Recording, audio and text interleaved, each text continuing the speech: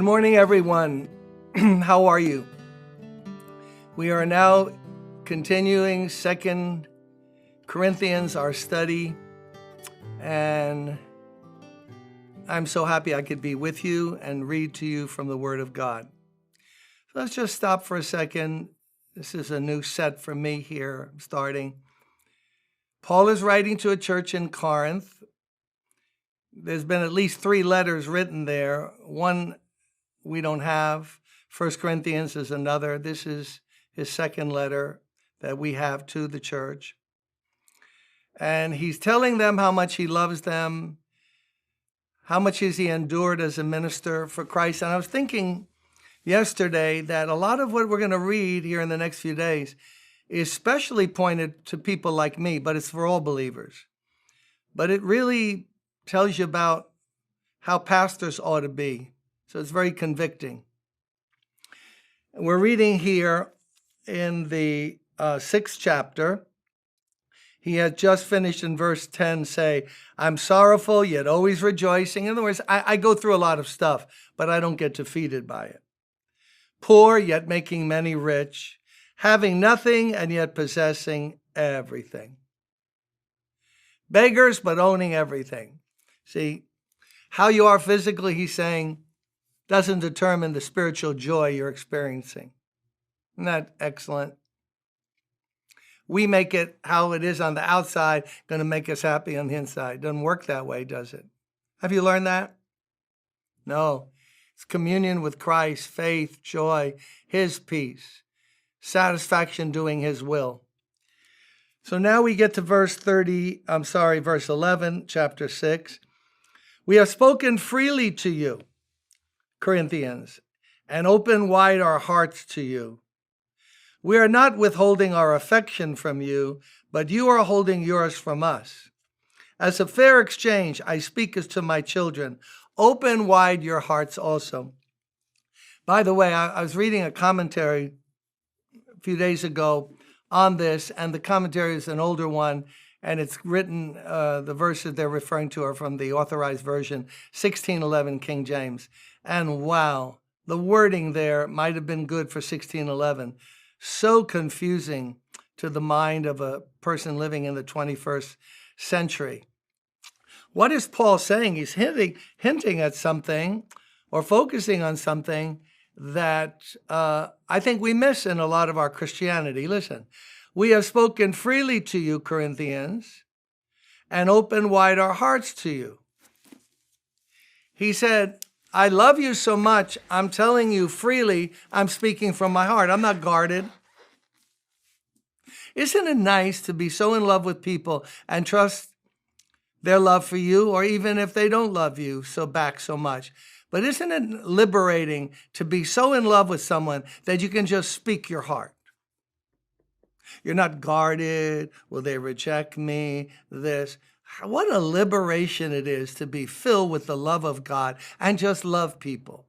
Then others around you are, no, be careful. They might not like that. No, I'm not thinking about whether they like it or not. I want to express my love.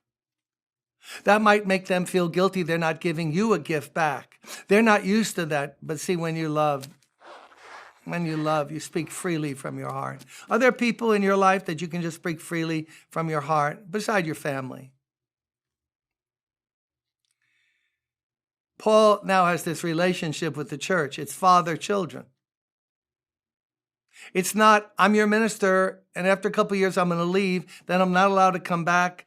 I was talking with 2 pastors that I had dinner with here not long ago, one from Tampa, one from Clearwater, and we were talking about how weird it is in the tradition of most churches, most denominations.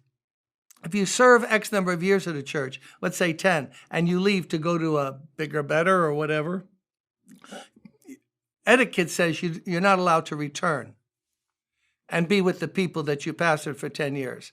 It's not fair to the new pastor. That's really strange. You pour 10 years of your life into some place. The people love you, you love the people, but you can't visit now.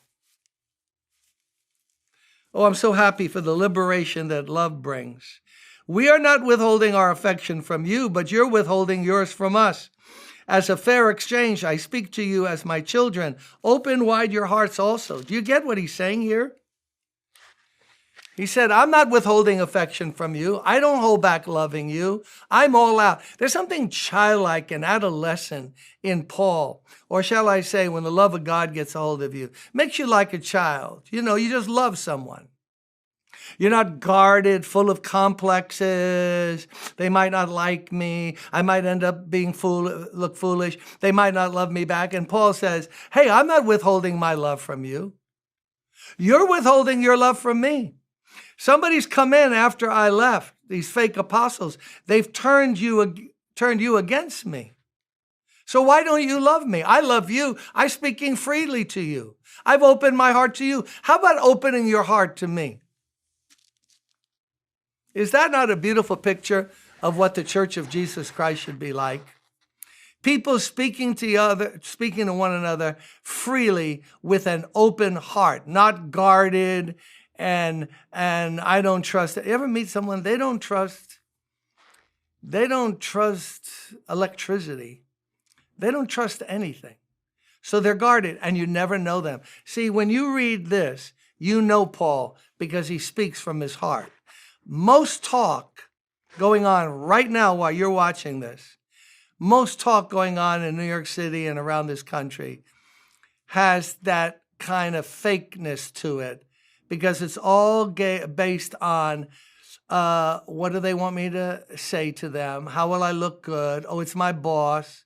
I got to butter them up. No, I'm going to do this. And then, wait a minute, then they'll think this of me. So it's all those mind games, but not Paul.